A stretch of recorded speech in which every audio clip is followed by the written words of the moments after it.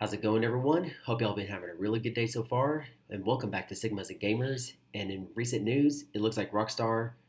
Games has pulled Grand Theft Auto: The Trilogy from the sale on PC due to some kind of server issues that they've been having with these games. And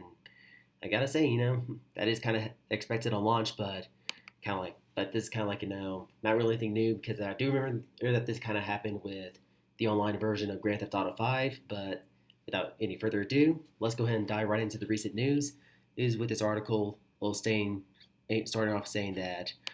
Rockstar has pulled Grand Theft Auto the trilogy from the sale on PC, and this week the PC version launched exclusively on the Rockstar Games Launcher, which didn't suffer significant issues that made the game unplayable. I gotta say, this kind of also reminds me of the launch of Halo MCC back in the day, and also Battlefield 4 as well. Also, and then it continues stating that at the time of the article's publication, the PC version of Grand Theft Auto: The Trilogy, the I'll just call it Grand Theft Auto: The Trilogy instead of like saying the definitive edition because that's just like way too many words for a title. but but I digress. Let's go ahead and go on with this saying at the time of this article, the publication in the PC version of Grand Theft Auto: The Trilogy is unavailable to buy on Rockstar's website, and meanwhile, the Rockstar Games Launcher remains offline. Grand Theft Auto: The Trilogy is available to buy on PlayStation, Xbox, and Nintendo Switch, however. So yeah, and for those who kind of have these consoles and want to play this new trilogy, whether you're old or new to it, I gotta say, go for it.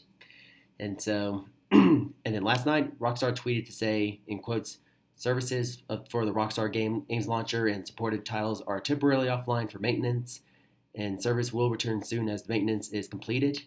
And we thank you for your patience and understanding as we continue to work on restoring services for the Rockstar Games Launcher and supported titles. And then that's gotta say that's kind of pretty much it. Although I gotta say this is kind of like a little bit common this day and age, like how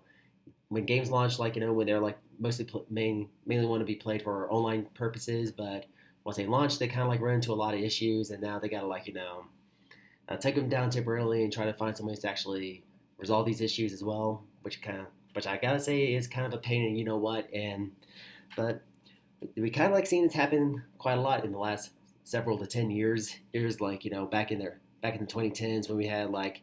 GTA 5, launching with just a campaign version, and a couple weeks later, they released the online version, which was a little bit jacked up to where it was very unplayable. And they had to it took them a while to actually fix the servers on there, and then fast forward to 2014 when actually no, let's rewind from 2014 and then also during the holiday season of 2013, that's when we had Battlefield 4 come out and was completely broken at launch, and then fast forward to 2014 when we had Halo MCC launching. It was like a total disaster,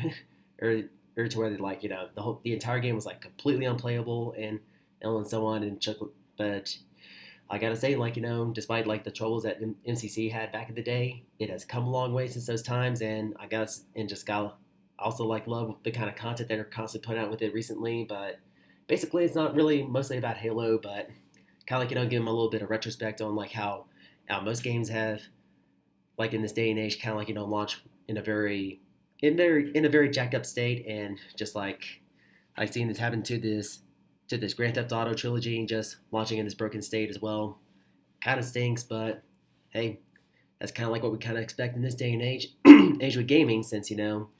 is kind of easy to develop games at launch, and then if you hit some where you can launch them and they have issues, you can just easily patch them, just like how you do with most Windows operating systems and so on.